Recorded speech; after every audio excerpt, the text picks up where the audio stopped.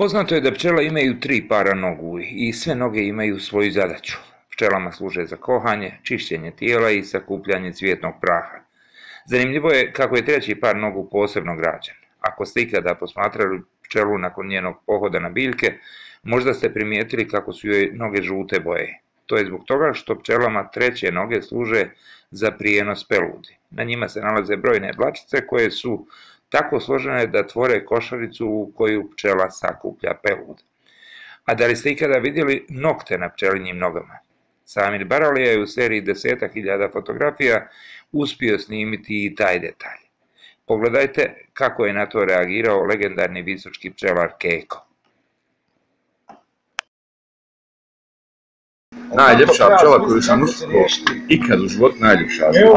Vidio je ovo, vidi kako pije vodu, a vidi nokte. A nisu na bakamljeni. A nisu na bakamljeni. Keko je pčelarik visoko. 70 godina, 40 godina pčelarik. I prvi put vidiš da pčela ima nokte. Nije prvi. Samo ovi su malo urađeni onaj...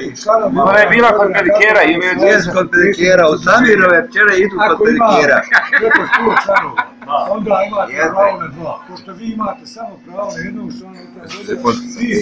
Fina je, još da si obrve nacrtu je oči nema kod bolje.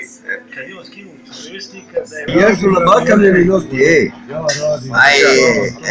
Se kažeš, jesu li? Na bakamljeni. Kako misliš na bakamljeni? Na lakiran. A na lakiran?